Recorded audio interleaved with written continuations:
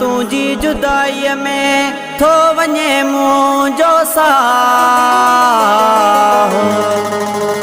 हबीबुल्ला राज पर जो तो चाह आहे शहर नो शहरे में। ओ जंहिं ॾींहुं हख कई थी जुदाई तुझू गणतियूं वयूं हिन खाई।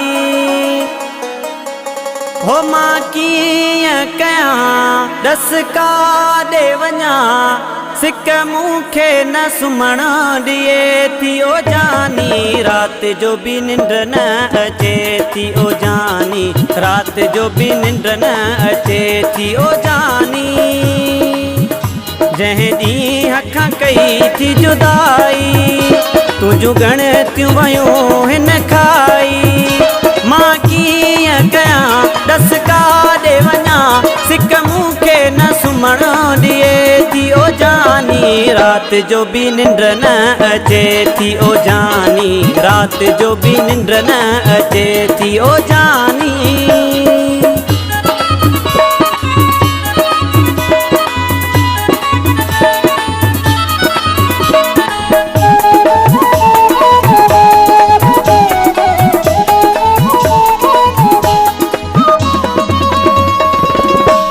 पको एडो थी वे वेठे तूं विसारे सवा तुझे मान सघां थो गुज़ारे।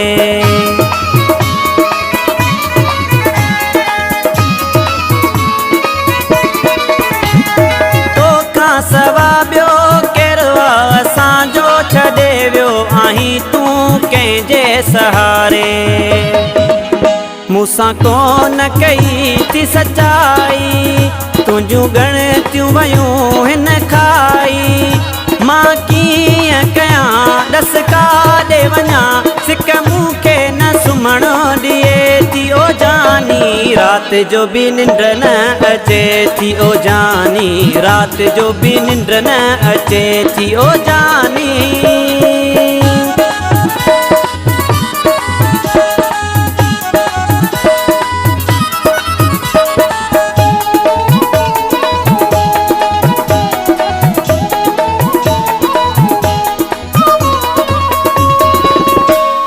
मूंखे अचानक छॾियो तो छिनी आ सज़ा कहिड़े ॾोह जी तो मूंखे ॾिनी आ।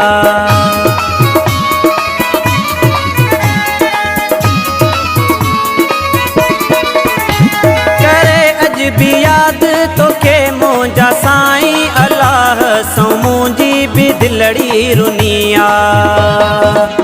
कोन ॻाल्हि थी वणे मूंखे काई तुझू गणतियूं वयूं हिन खाई।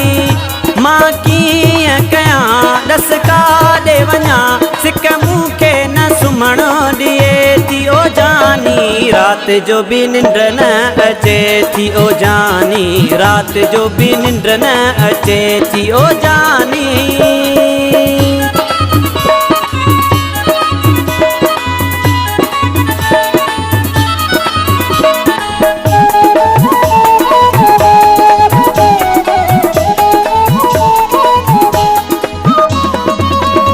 निंड न अचे थी। ओ जानी रोअंदो वतां पियो रुगो मां शहर में करे वियो आ ज़िंदगी मुंहिंजी तूं ज़हर में।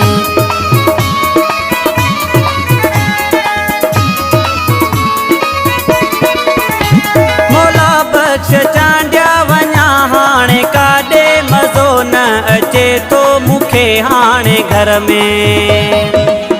थी पियो आहियां सौदाई तुझू गणतियूं वयूं हिन खाई।